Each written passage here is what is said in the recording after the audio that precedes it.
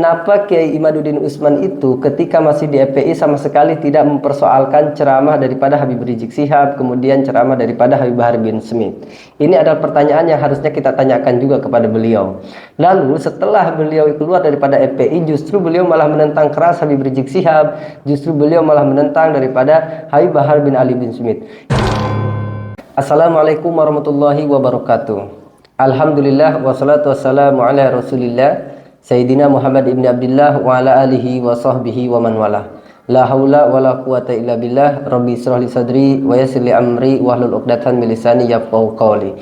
Masalah yang terjadi di masyarakat saat ini adalah tentang persoalan nasab. Ini adalah sebuah kajian yang seharusnya tidak menjadi perpecahan. Walaupun kita berbeda pendapat tentang masalah ini, kita tetap saudara seiman Islam, dan mudah-mudahan kita selalu menjalin silaturahmi. Bagi kawan-kawan yang pro dan kontra, silakan aja untuk berkomentar. Saya akan terima dengan apa adanya, terima dengan lapang dada. Terkait dengan tulisan yang ditulis oleh Kiai Imaduddin Utsman tentang memutuskan nasab habaib.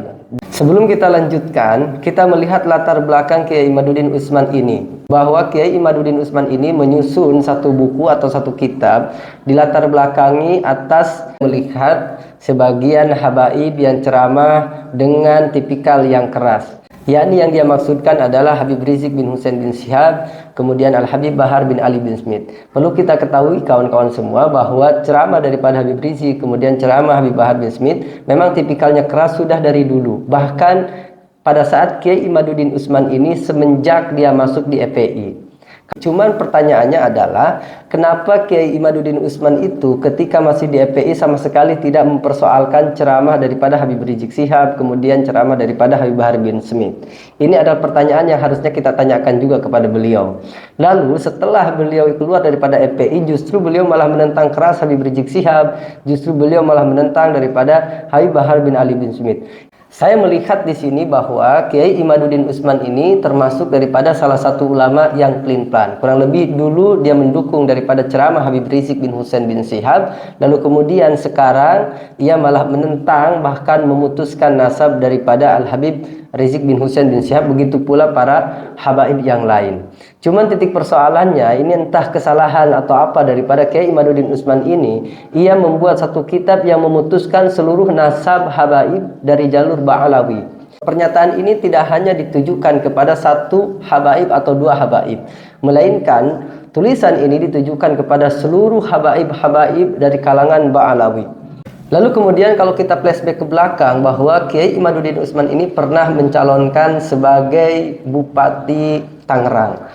Akan tetapi beliau tidak mendapatkan dukungan daripada Imam Besar FPI Banten. Pertanyaannya, apakah ini yang melatar belakangi Kiai Imaduddin Utsman ini menyusun daripada satu kitab bukan karena ilmiah?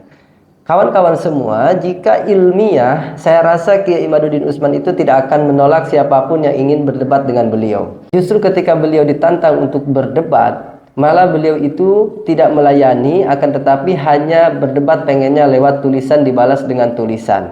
Sebagaimana Gus Wapi yang menantang debat daripada Kiai Imaduddin Utsman itu ditolak secara tidak langsung.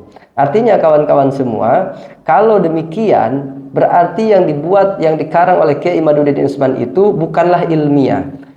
Saya melihat bahwa yang ditulis oleh Kiai Imaduddin Utsman itu hanyalah argumentasi pemikiran daripada pribadi, bukan atas dasar ilmiah.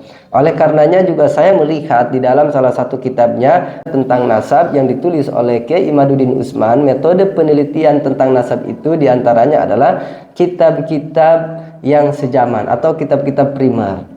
Pertanyaannya adalah apakah metode tersebut sudah disepakati oleh ulama atau tidak? Ini harus dikonfirmasi dengan jelas. Dan jika disepakati, kitab yang mana yang menyatakan bahwa metode tersebut sahih digunakan? Lalu halaman berapa di dalam kitab tersebut disebutkan?